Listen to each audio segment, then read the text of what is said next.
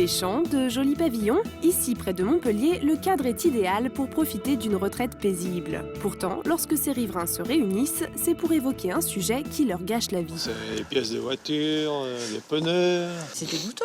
Il y a des rats même des fois. La dernière fois, ça sentait mauvais, c'était épouvantable. Des gravats, des pneus, des planches de bois, une vraie décharge à ciel ouvert qui perdure depuis plus d'1 an. Il y en a toujours autant. On a un sapin, on a des fauteuils. Voilà, on a les fauteuils maintenant. La déchetterie la plus proche ne se trouve pourtant qu'à 2 km. Chaque jour où on passe pour aller travailler, pour aller faire les courses, c'est quand même pas très agréable visuellement. Moi, j'avais toujours peur que les enfants s'abîment. Regardez, il y a des gravats avec des pointes rouillées. Les habitants de cette commune sont excédés. Depuis 7 ans, les décharges sauvages se multiplient aux alentours de leur maison. En 2008, pour faire disparaître l'une d'entre elles, Michel a même dû employer les grands moyens. J'ai fait venir un tractopelle, il y avait 2 camions d'ordures, ça m'a coûté 250 €. Je trouve que ce n'est pas à moi à nettoyer, quelque chose qui ne m'appartient pas. Michel et ses voisins ne sont pas les seuls dans cette situation. Chaque Français produit en moyenne 1 kg de déchets par jour. C'est beaucoup, mais ce n'est rien en comparaison des tonnes d'ordures émises par les sociétés et les entrepreneurs. Des déchets que l'on retrouve parfois abandonnés en pleine nature. En France, on compterait plus de 10 000 dépôts sauvages, malgré les 4 500 déchetteries réparties sur le territoire. Alors, que peut-on faire lorsqu'une décharge illégale s'installe à côté de chez soi? Comment l'éradiquer? Bonjour. Bonjour. Vous allez bien? Nous sommes dans la périphérie d'Amiens. Alors apparemment ils ont remis les déchets? Eh oui, bon. Ça continue. Depuis plus de 15 ans, le terrain de Jean-Claude sert de poubelle aux pollueurs du coin. Mettre des morceaux de carcasse de voiture, des pots de peinture. Ils ont encore brûlé des déchets apparemment. Impuissant, Jean-Claude a fait appel à Yves, salarié d'une association environnementale. Il va conseiller Jean-Claude sur la marche à suivre pour se débarrasser des ordures déposées dans son champ. Premièrement, c'est prévenir la mairie. Deuxièmement, si la mairie ne répond pas, c'est de prévenir les services de l'État, la préfecture. Si vraiment plus rien ne bouge, c'est de porter plainte directement soit auprès du commissariat local ou de la gendarmerie. Le problème, c'est que Jean-Claude a déjà fait ses démarches, mais rien n'a changé. Donc là, on a des blocs. Là, on a de la tôle fibro-amiantée. Ce dépôt est visiblement le fruit d'une entreprise peu scrupuleuse et non d'un particulier. Car pour se débarrasser de leurs ordures, les professionnels du bâtiment doivent payer entre 10 et 200 € la tonne. Une taxe que certains préfèrent éviter en abandonnant leurs déchets dans la nature. Mais après, il y a donc les petites entreprises. Certaines jouent très bien le jeu, vont à la déchetterie, ils payent une certaine taxe pour le coût de traitement de ces déchets et de l'enlèvement.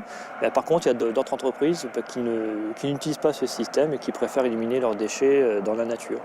Pour le terrain de Jean-Claude, Yves aimerait installer une barrière, une solution radicale qui réglerait le problème une bonne fois pour toutes.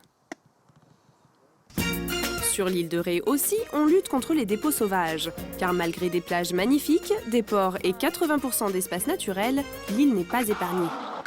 On voit dans les bois des machines à laver, des choses comme ça, c'est vraiment épouvantable. Lorsqu'on circule en vélo, puisqu'on circule beaucoup en vélo, c'est gênant. On a une communauté de communes qui essaye quand même de tout faire pour sauvegarder tout ça. Pour endiguer le fléau, l'île s'est dotée d'une brigade entièrement dédiée à la recherche de dépôts sauvages. Aujourd'hui, Anaïs et Alix patrouillent dans le sud de l'île.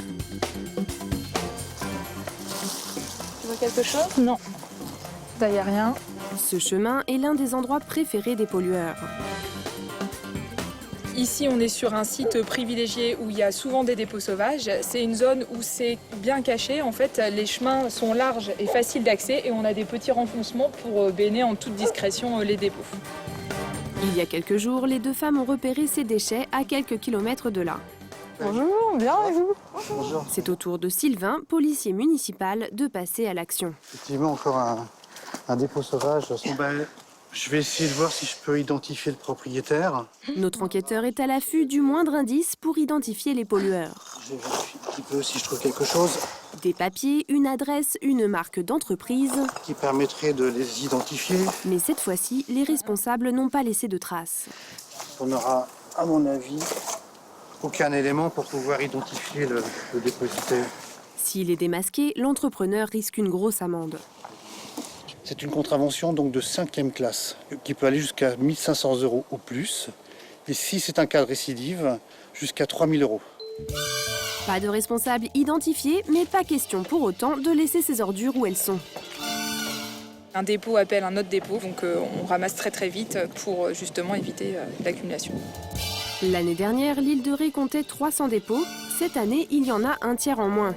Écogarde, police, services techniques. Désormais, les pollueurs y réfléchissent à 2 fois avant d'abandonner leurs déchets. Mais il n'y a pas que les entreprises qui polluent la nature. Certains particuliers abandonnent aussi leurs déchets, souvent par manque d'informations. Pourtant, quand on veut se débarrasser de ces vieux meubles ou appareils ménagers, il suffit d'appeler le service des encombrants de la mairie ou de les donner. Bonjour. Bonjour madame. Je viens déposer quelques pieds. Là, on fait un peu le rangement de la maison et puis ça peut bénéficier à d'autres personnes, donc c'est l'esprit. Depuis 25 ans à Beauvais, cette ressourcerie collecte tout type d'objets pour leur donner une seconde vie. Guillaume a rejoint l'aventure il y a 2 ans.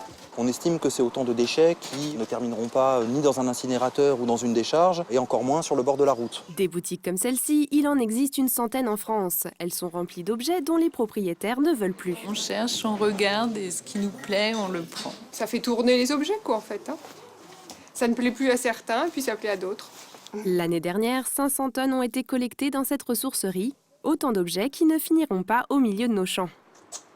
On se sent forcément utile en travaillant ici. On a quand même l'impression d'œuvrer pour une cause. On a aussi la sensation d'être un peu une goutte dans l'océan, quoi, finalement.